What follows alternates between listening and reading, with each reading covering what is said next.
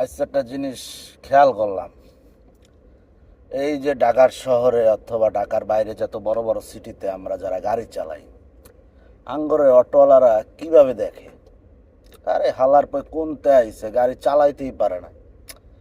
এই যে কমন ডায়লগটা, মানে মাথা খেয়ালায়। তখন আমার প্রশ্ন, আঙ্গরে যখন মালিকরা 30 লাখ টাকা সর্বনিম্ন একটা গাড়ি আঙ্গরে যে সময় তুইলা দেয়, হ্যাঁ, সেই সময় আঙ্গরে তো মালিকরা কয় গাড়িটা যত্ন নিবা ই নিবা। অহন এই অটোওয়ালারা আঙ্গরে কি মনে করে জানি না, আঙ্গ যে গাড়িটারে এমনি তোরা মনে করে প্লাস্টিক, তার ভিতরে আঙ্গরে এই যে গালিডি দেয়, আমরা রোডের ভিতরে কিভাবে চালাম। আঙ্গুর লগে ওই যদি আঙ্গ ব্যাকগ্রাউন্ড জানতো, অথবা ছোটকালে কিরকম ছিলাম, হ্যাঁ, এরকম যদি জানতো আঙ্গুর লগে এরকম করতো, আর আর আর কি করতাম একবার কন্ত, অথবা করে কি করা লাগে।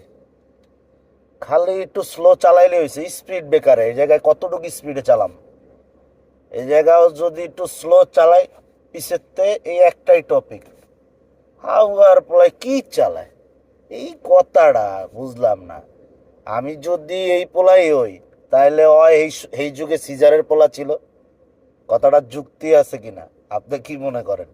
এই সিজারের পোলা করে অহন আমার চালানো উচিত বেকু, কথা কইব আর ঘুরাই একটা চাপ, কথা কইলেই একটা চাপ, নগদ ওই যে মুড়ির মোয়া কয়, মুড়ির মোয়ার মতন বসকায় লাইতে হইব। এই সিজারের পোলাগুলো গা ধরেন পরিবার লইয়াও গাড়ির ভিতরে ঘুরা মজা নাই। ধরেন একটা গাড়ির মালিক, সে অনেক কষ্ট করে একটা গাড়ি কিনছে, 30-35 লাখ টাকা খরচ করে, তারে কয় কি বলত মফিস, কারণ গাড়ির ভিতরে তো তার ফ্যামিলি থাকে, তার ফ্যামিলির কাছে তার সম্মানটা কই যায়।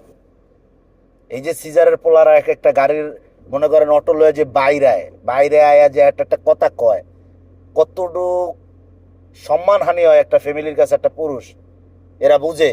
এই সিজারের পোলা করে কি করা উচিত আপনারা কমেন্টসে কইবেন, আবার চিন্তা করবেন কমেন্টসে কইলে আমার অনেক ভিউ উঠে যাবো। আরে ভাই, ভিউ টিউর ব্যবসা ট্যাবসা নাই, হ্যাঁ, এইসব ব্যবসা আঙ্গুরিতে হইব না, কিন্তু কমেন্টসে কয়ে যাবেন, ভালো লাগবে এই সিজারের পোলা করে আপনি কি চোখে দেখেন, বলবেন কথাটা, ঠিক আছে? আর বেশি বাড়াইলাম না, ভিডিও অনেক বড় হয়ে যায়, পরে মানুষে দেখতে মন চায় না।